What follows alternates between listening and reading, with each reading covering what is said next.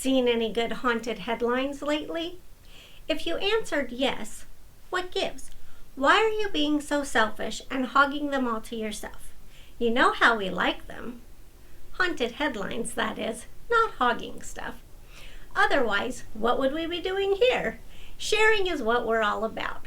In this case, we're back again to share a few of our favorite haunted headlines from the past week, in case you missed them, in case you missed it Monday.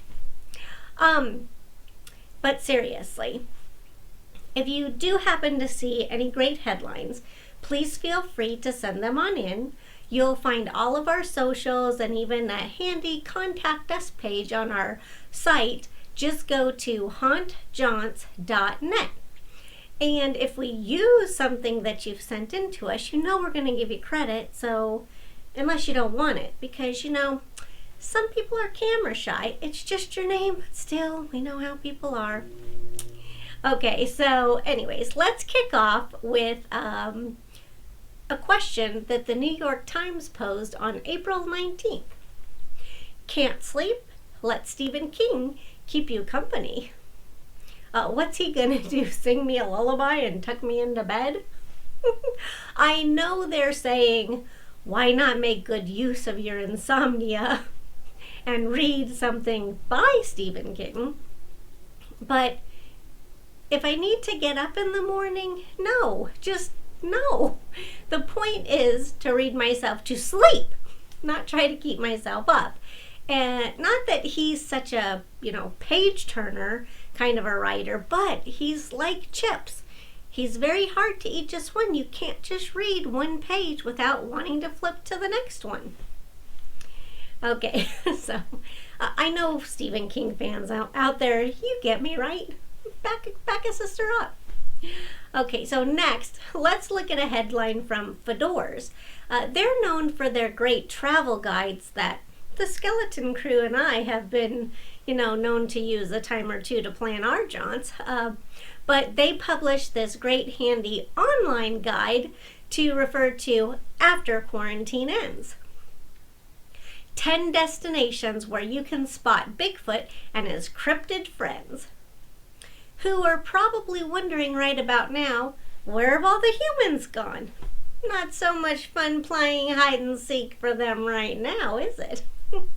On April 21st, Narcity wrote about this creepy Mississippi ghost town that has more dolls than people. And maybe even ghosts, I don't know. Nita Yuma, it only has 20 residents, but there are more than 600 dolls on display in the town's general store. Or maybe what was the general store, but is now Mississippi's biggest doll museum. Of course, we want to know if any of them are haunted dolls, so we don't know. But if we find out, we'll post an update. Or if you happen to know anything about this Nita Yuma doll town, that's what the comments are for. Okay, moving on, this next story provoked loads of headlines, like this one from ZME Science. Museums are sharing their creepiest exhibits on Twitter to help pass the quarantine. But the one that I liked the best was a reaction from the Washington Post. A tweet asked museums to show off their hashtag creepiest objects, and dear God, did they deliver. Did they ever?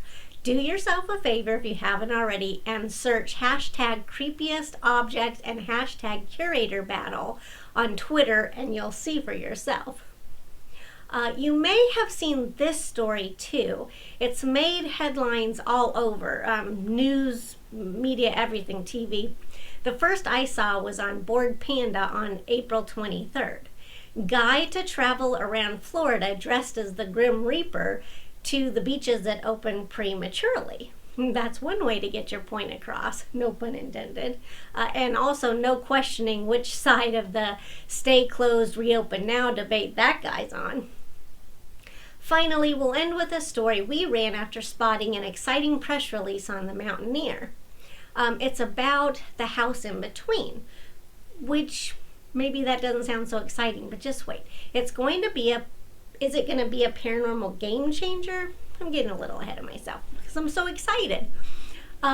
what is The House in Between? It's a full-length feature paranormal documentary about a 10-year-long study of a haunted house. Its producers are Kendall Welpton and Steve Gonzalez of Ghost Hunter / Ghost Nation fame. Steve is the one who says it's going to be a game changer for the paranormal field. See, exciting, right? But even more exciting, we snagged an interview with Kendall and Steve about their new movie, which comes out on Cinco de Mayo, May 5th. Arriba! We'll play it on Sunday, May 3rd, as part of the Paranormal Day Quarantine-acon lineup. Speaking of, Paranormal Day is May 3rd, and we've teamed up in a fab collab with some UK para-friends, Haunted Magazine and the Haunted Antiques Paranormal Research Center.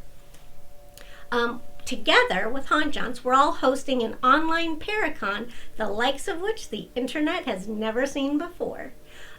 Check out the Paranormal Day Paracon link on our site, hauntjaunts.net, to see all of the incredible speakers and guests that we've got lined up. I'm telling you, you're going to be impressed, and it's all thanks to Neil and Paul of Haunted Magazine and Haunted Antiques Paranormal Research Center.